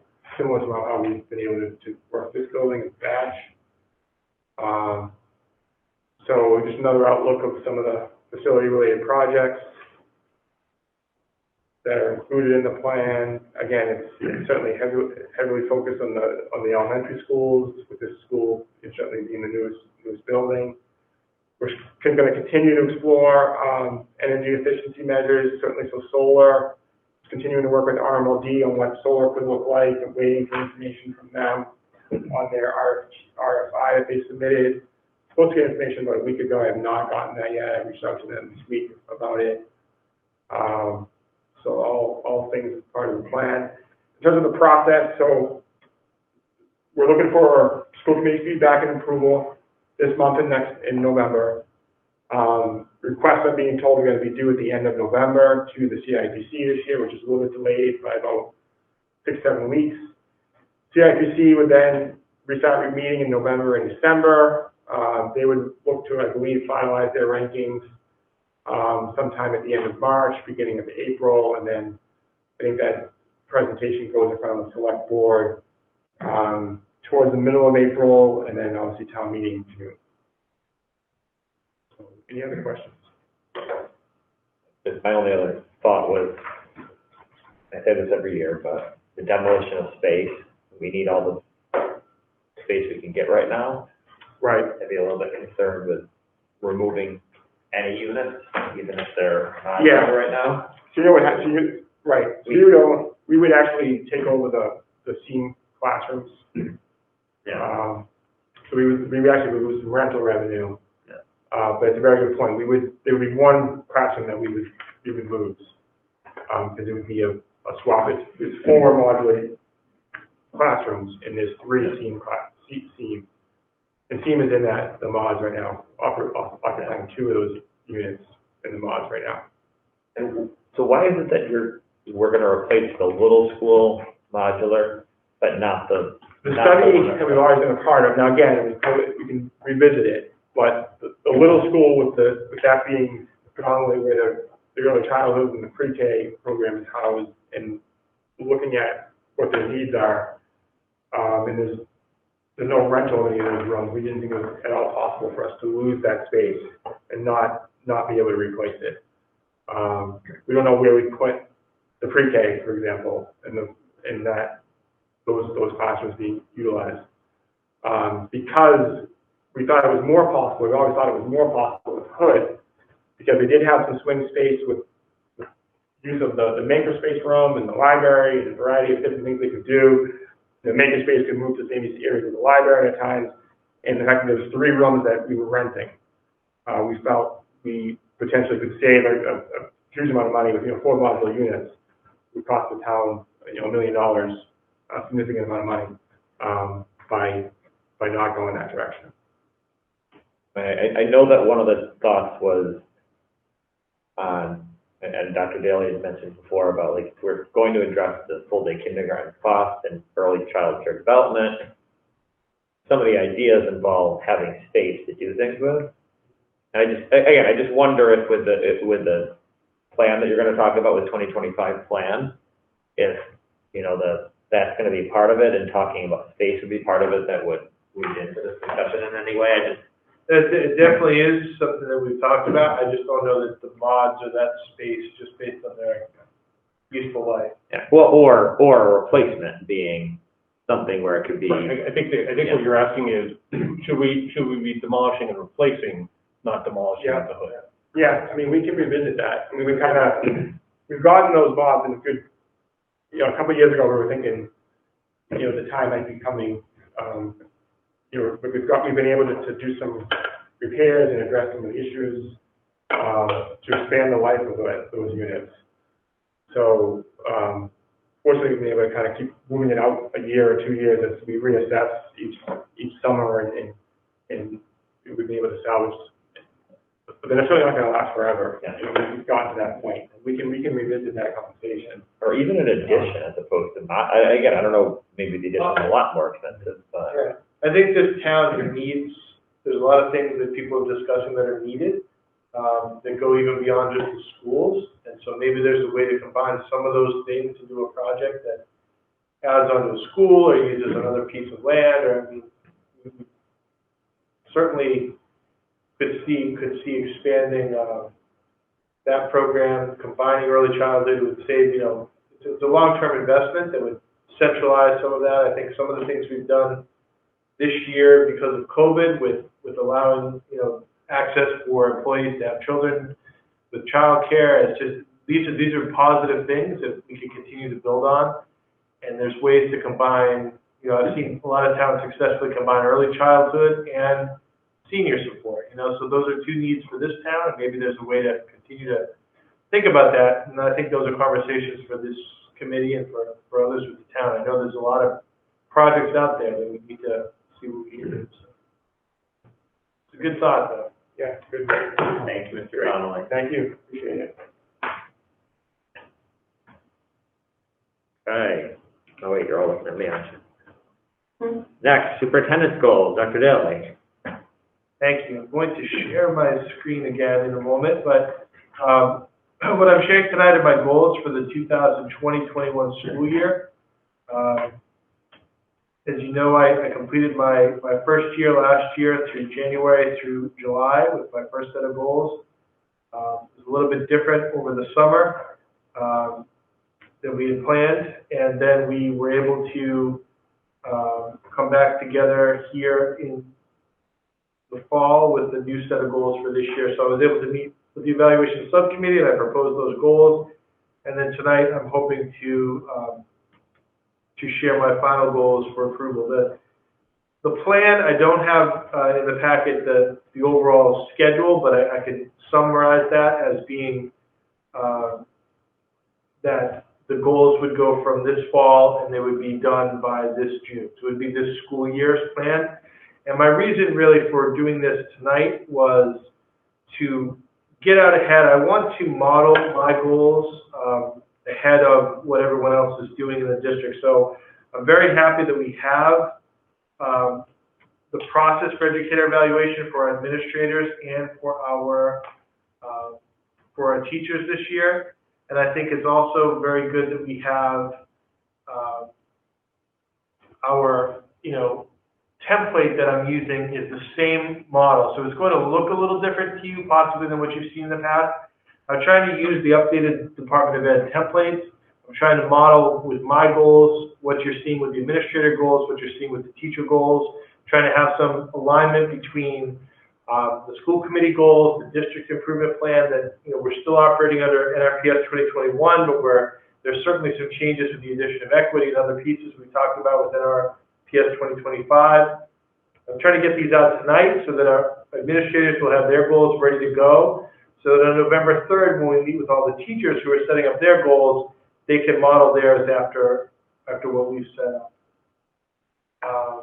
So I share them with you in the packet. I'm attempting to put this on the screen. There's so many pieces here to pull up. But are there any questions about the goals that I have? Do you want me to go through them, or what would you like me to do? You can clarify the date again that this evaluation is for, September 20 to June 2021. Yep, so this is year 2 of a one-year plan, and then there'll be a third one-year plan. That would be the goal. I would ask the subcommittee first, if they have any specific thoughts on this compared to last year, how it looks. We shared some feedback from Dr. Daly at the time, but really it was overwhelmingly that these are great goals, that the concept of trying to align vertically from the top all the way down to the teachers, I think is a very smart move for cohesion. And yeah, I kind of thought this would be a time for you guys to share any extra feedback that you might have. One thing I'll ask Dr. Daly, pretty inconsequential, but this document you've put into this, it's not an official document at all, there's a couple of little errors in it that you might want to. Absolutely. You have the end date listed as June 2020, not 21. That was why I asked the clarification. And then I think out of habit at the end when you signed it, you signed the evaluator line instead of the.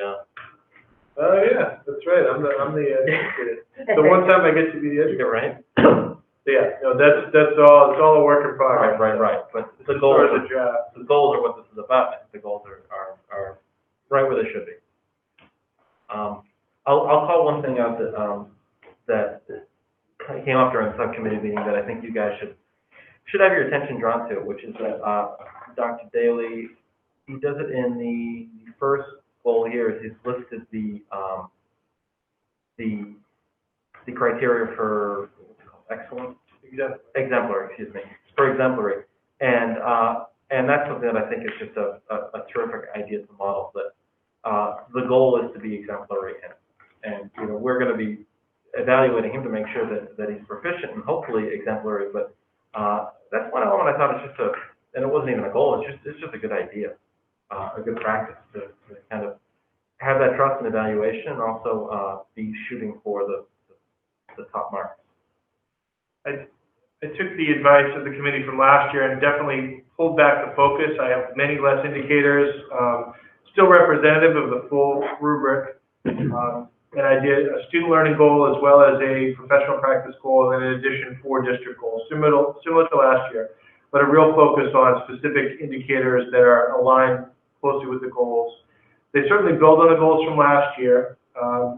Similar to what the teachers are doing, I wanted to have one goal that was related to social justice. I wanted to have one goal that was related to the hybrid teaching and learning, and they're a little bit more indirect in this way than perhaps the teachers will be. There is a piece of this document as well that I'm still working on, where we identify student learning measures and anticipated student learning gains. And what I thought the subcommittee pointed out that I thought was a great idea was, because my student learning connections are indirect, I will have student learning measures and also student learning gains, but then I'll include administrator learning measures and administrator learning gains. What do I hope that my administrative team is able to benefit from my goals? And then similarly, indirectly, how students, and then to model that with the administrators, where they'll think, how do my teachers and staff benefit directly from my goals, and how do students indirectly benefit? I think that was a great suggestion, because just having to answer those questions helps us always get back on focus for why am I doing this goal. Yes, it's to improve my professional growth as an administrator, but it's also to directly impact these folks and indirectly always going back to students. And then that helps to carry the through line to the teachers who, when they make their goals, it always needs to be connected to what is it going to mean for the students that are in your class, which I think is great. So again, by using the same exact form and by following that model, I think that'll be very helpful. So this does, yeah, as mentioned, this was a draft that I'm just getting approved tonight, but it continues to be a living document that's going to be shared. So my goal is to get this all ready to go so it can be shared out as a model for the administrators. We're meeting next week to polish those, to get ready for our November 3rd PD day, where we're going to spend a significant amount of time with our teachers doing ed-eval. And again, not the paperwork part of ed-eval, but the point of all of us as educators this year are grappling with these 2 goals. Ed-eval is a great framework for accountability to make sure that we're all doing what we need to do.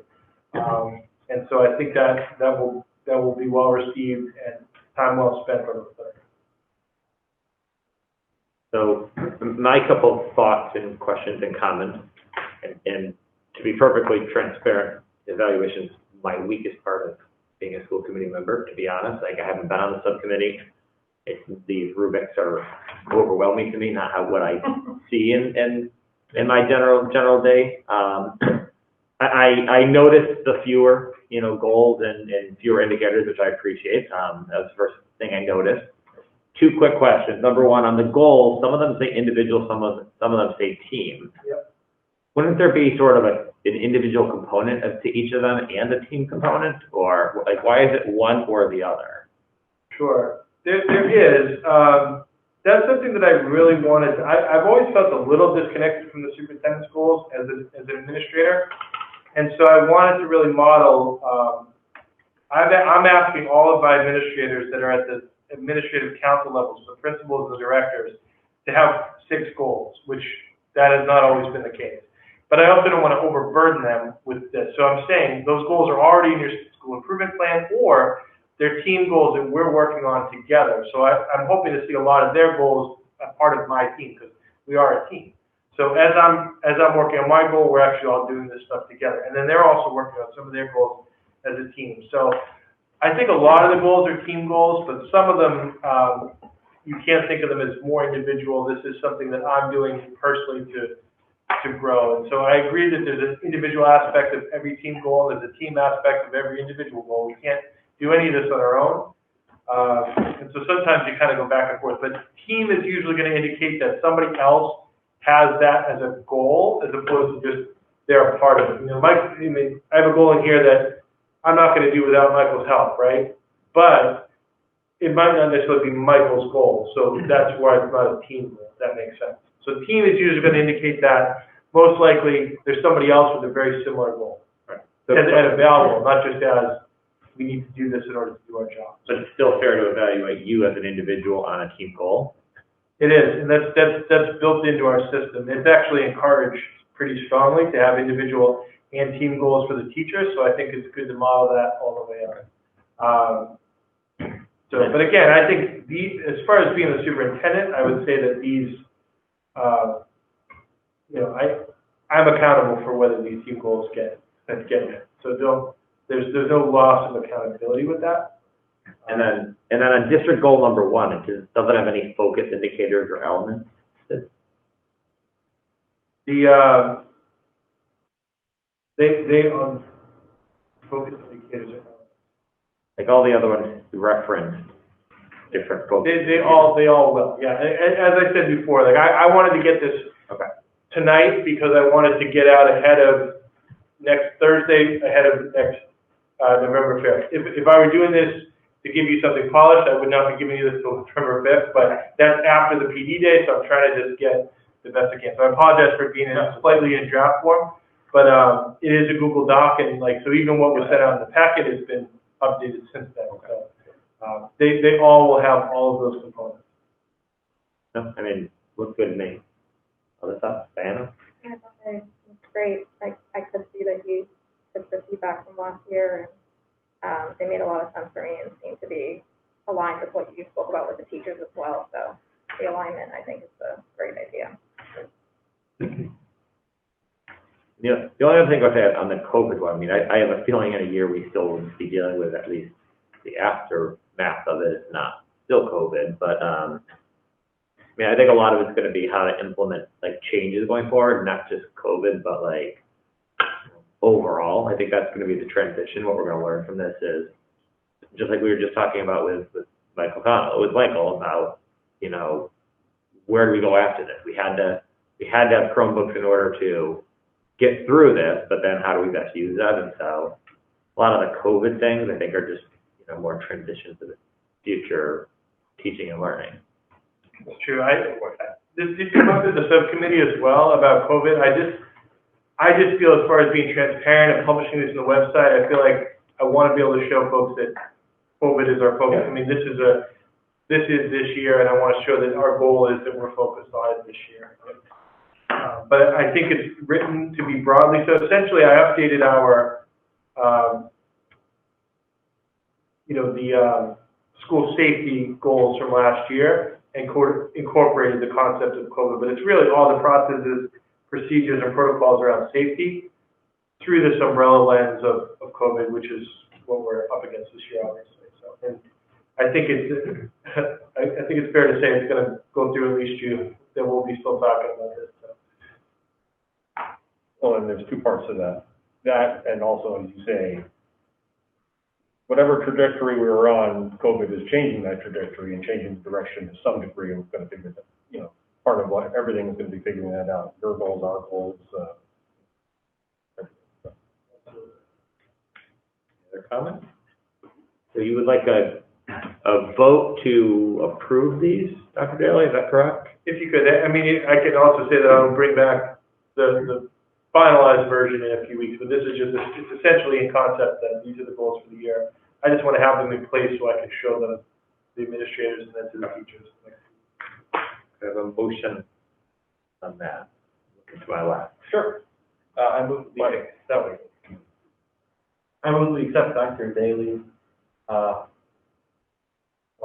educator plan. Evaluation. Thank you very much for that. Educator evaluation plan. Second it. Okay, do roll call, even though we're together. Chris? Yeah. Janine? Aye. Diana? Aye. Rich? Aye. I'm an aye as well, 5-0. You all? Okay, moving on, we have minutes next. on these ones, on the minutes, we're going to, just to point out that some people were not there, so if you're not there, you should abstain. Well, I'll make a motion to accept the October 5th executive session. It doesn't state it, but Ms. Botwell was not there, present. I don't know if it matters if it says that it's not there, if she wasn't there in the minutes. In the executive session then? Yeah, it just Well, has the they four were of us. different.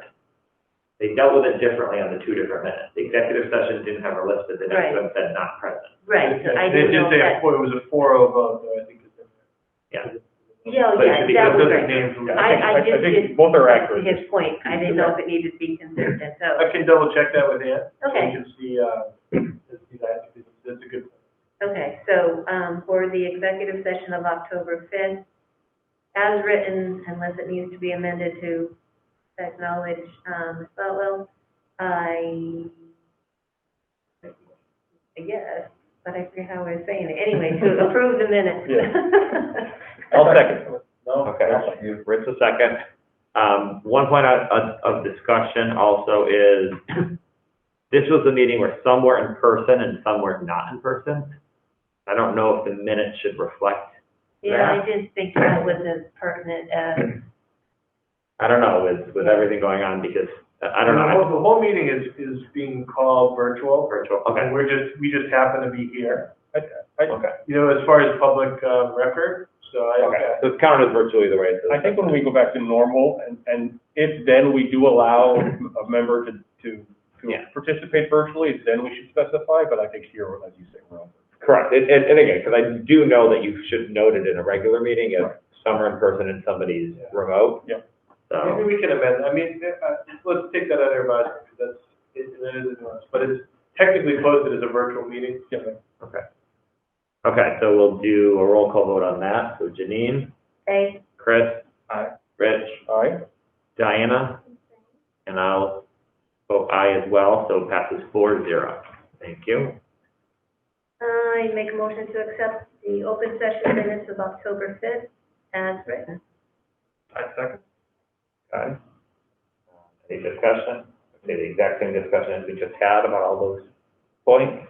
We can have it again. It all good? Roll call vote, Janine, Aye. Chris, Aye. Rich, Aye. Diana, and I'm an aye as well, passes 4-0. Thank you. Budget update, Mr. Connolly, anything? Not this evening. One question on budget. Just a quick question, bus contract, when is that going to start the discussion? Because I know this is the year that we have to renegotiate the bus contract, correct? That's correct. So, typically I would not send that out to bid until the beginning of December or so. Bids would typically come in, and after even doing it early, Yeah. if bids would even come in January, mid-January to the end of January. So we would have bid numbers certainly in time for budget conversations picking up mid-February to the end of, to the beginning of March. So that's typically the time frame. Just a question I was wondering. I will say on the, so the one thing I was gonna note during reopening, but I guess it's budget related as well. So we were happy to see that the USDA extended the food service, free meals program, to the end of the school year from December, which is great news. So, we've had a couple of communications over the last 7 or 8 days or so from my office to families about food service. And one this morning that clarified that it got extended to the end of the school year. So again, we just, love to see families both learning remotely and students remote learning, in-person learning, take advantage of that opportunity. We're definitely, ready to handle additional mails and meet that need. Very quickly, I analyzed some of the numbers from September to numbers through October 13th or so, or the end of last week.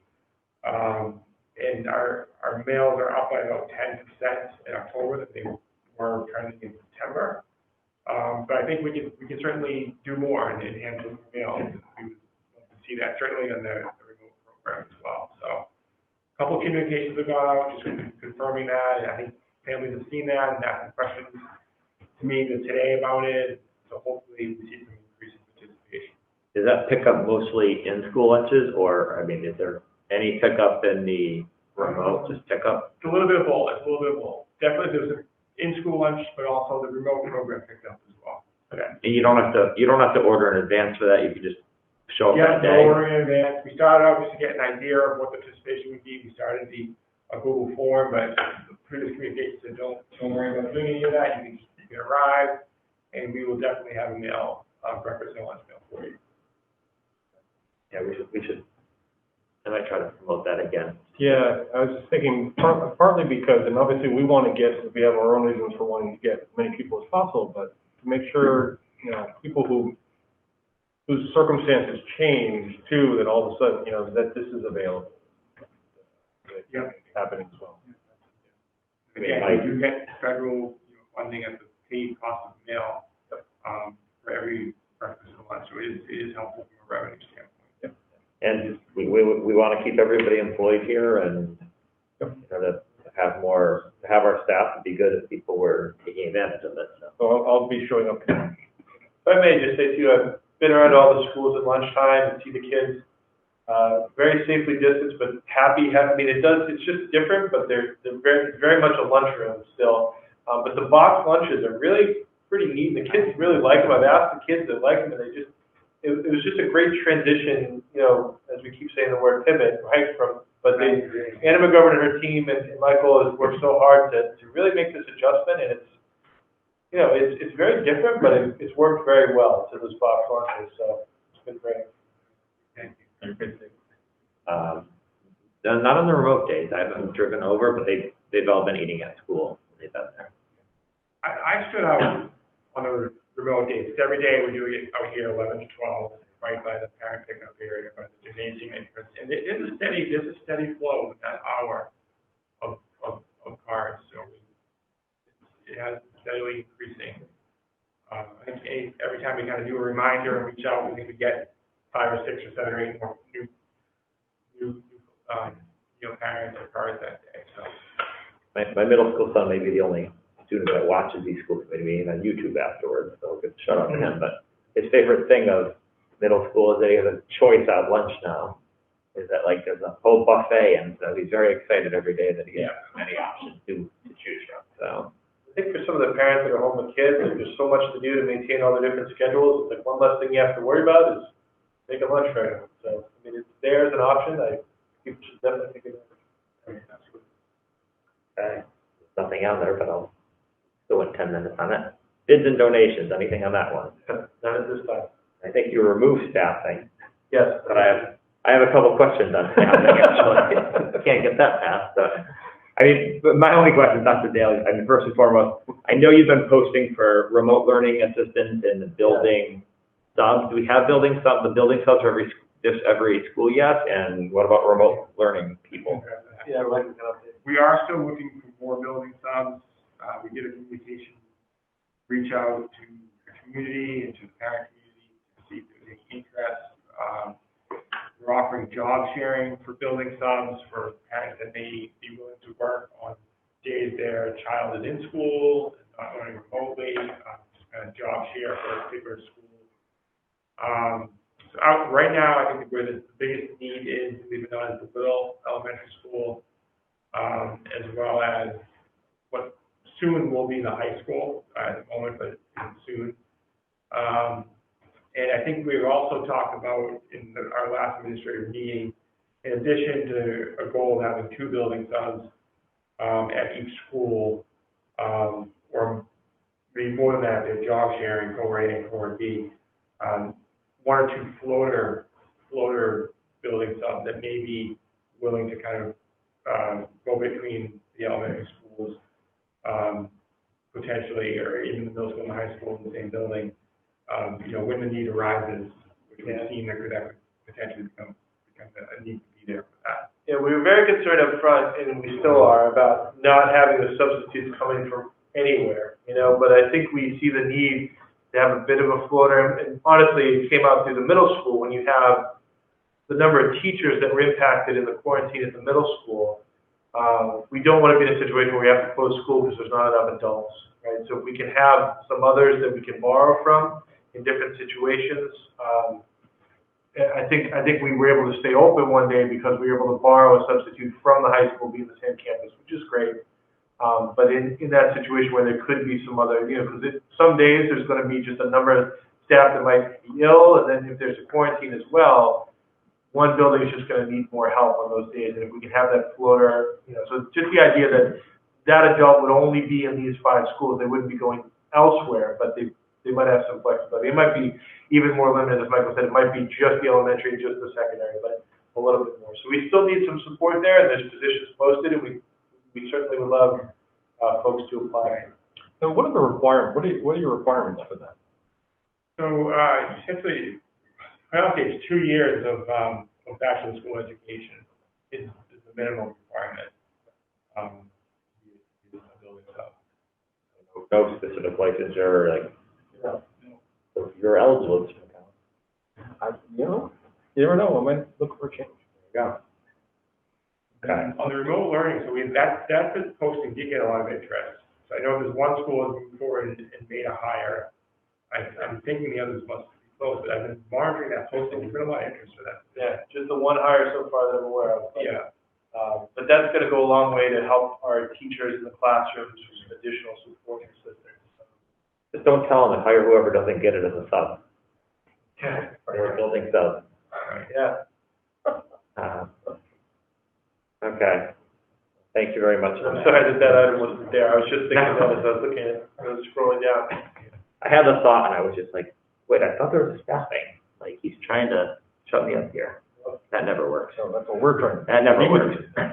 No bids and donations, subcommittee updates, athletic subcommittee met. Ms. Boutwell, Ms. Imbriano. I wish I had the agenda in front of me. No, well, it was interesting when the meeting started. I think you mentioned this last time we got together was in February, so I actually pulled my notes and was looking at it. But Mr. Johnson let us know that the banners are being hung. There have been some talk about the 8th graders playing up to JV, and I believe that's on hold at this point due to the COVID. The shed that we did get for the Hood School, High school, tennis court. tennis courts got blown like a week or 2 after it was put into the woods and got destroyed, so we're looking for, to get a new shed for that. The scoreboard's been installed, there's a portable sound system, a wireless remote for the scoreboard, and the dugouts are on hold due to COVID, but they're The like, folks that were going to install it are not in school, Back in, right. but we do like that partnership and want to correct that. So, yeah, and essentially, I think if some of what we discussed was what I discussed earlier about the winter sports, what that might look like. Yeah. So again, we're thrilled to have kids on the field, and the kids are thrilled to have anything that's somewhat looking like a normal fall. I think the kids are thrilled with that, and it's been great. We've down at the games and everything's going well. Definitely different, but it's going well, and we want to offer as much of that as we can moving forward. It is going to be a challenge with the winter sports, but keeping hope alive for that shorter season, and maybe something can happen a little bit later. We're just going to keep thinking that through.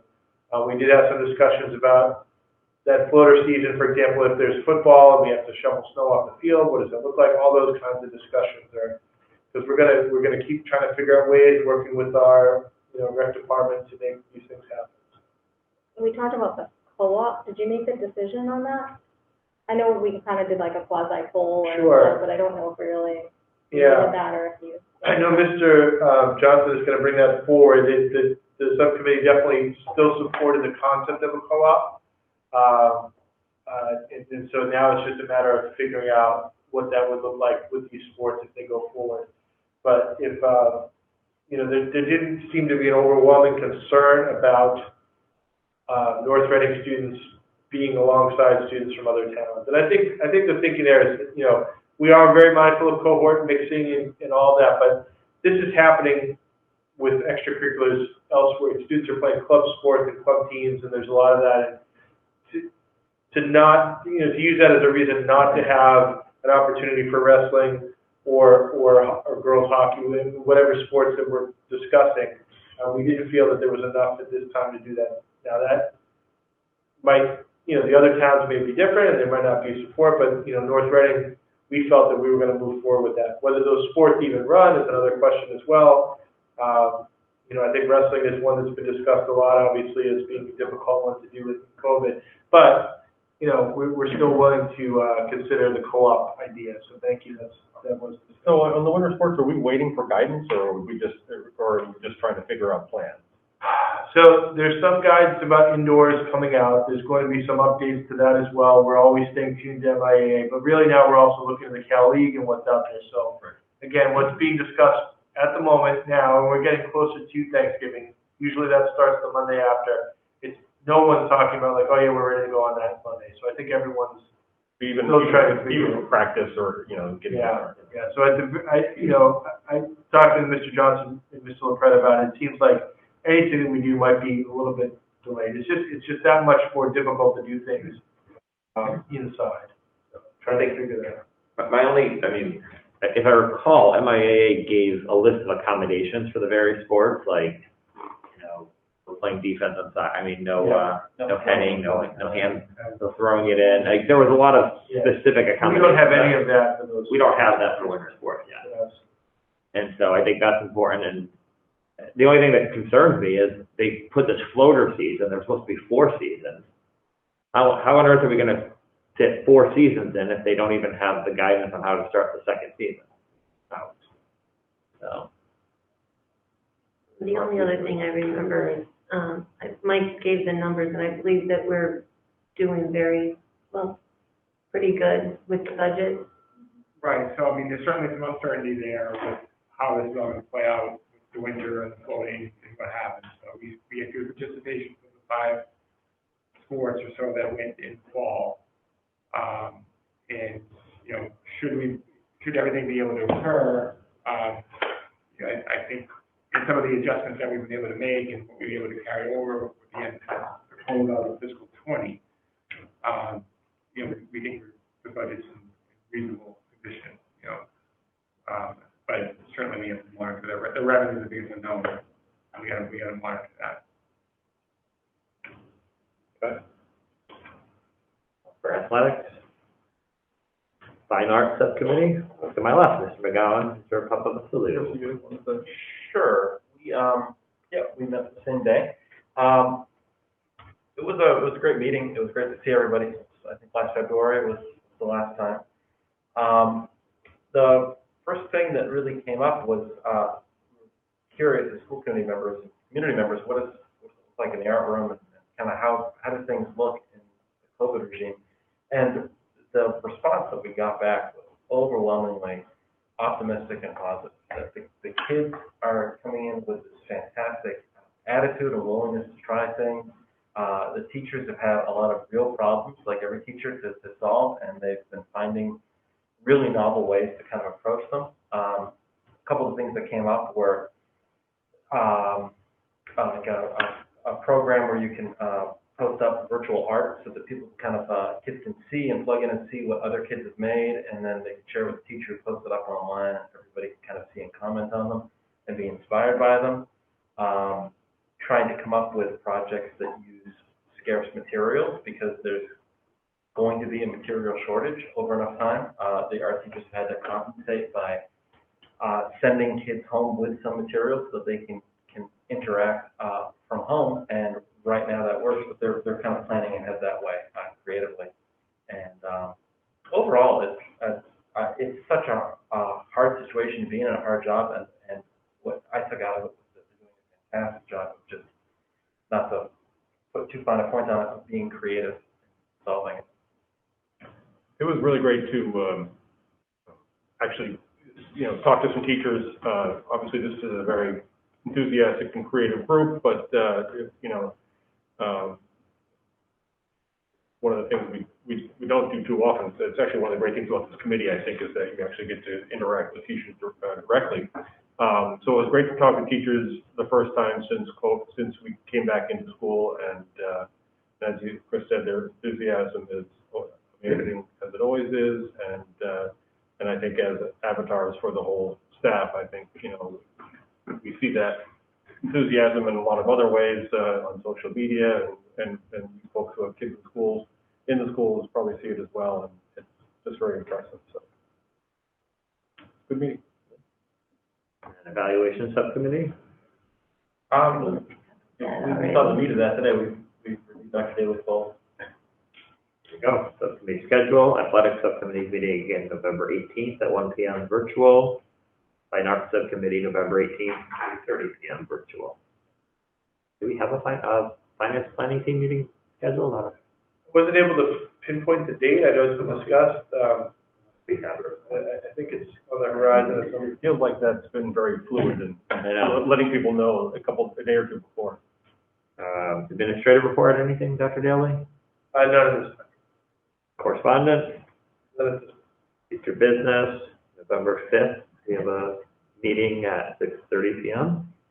November 19th, we have a 6:30 p.m. meeting as well. Before you Yes. get ready to close, quick question, the last meeting, did you decide on the batch principal search representative? Do you need to do that today? I have a note on that as well, yes, for the subcommittee. Did we want to appoint somebody from the school committee? Well, that's a good point. We probably should do it tonight because Right. Yeah, so do we have anybody that is interested in I'm happy that? to do it since I have a child at the batch. I think I might be the only one here that does. I would defer to you I'm personally. happy to do it because I have a stake in the game. Anybody else have any interest or? Okay, Because I have a ton of time in my hands. there you go. Well, that's the only thing. So I mean, you know. No, I will make the time. Okay. And, you know, if I find some type of trend where I find a challenge, I'll see if I can send a delegate where needed. Hopefully I'll be able to make them all. I hope for it to be very flexible. I've had a lot of interest from teachers and parents that have written in, and so, I'm hoping it's not a huge amount of time commitment, and we can be very flexible with people's schedules. Thank you. Okay. So should we Let's vote to appoint? just vote. I think a vote is about well too. Be the representative, committee's representative on the search committee for the batch of the principal. Okay. Okay, roll call vote, Rich? Aye. Janine? Aye. Chris? Aye. Diana? All right. I'm an aye as well, 5-0. Thank you. Thank you. I'll just provide a similar update that the position was posted today, the interim position. And we are having two scheduled, as following the timeline. Monday the 26th, there's a staff, forum and then also a parent forum as well. And was it posted internally or externally or both? Well, Okay, thank you. Michael Strokes is at it now, so I think that's time to go. Can I have a motion to adjourn? So, Second. Vote. Janine? aye. Diana? Aye. Chris? Aye. Rich? Aye. I'm an aye as well, 5-0. Thank you, everyone.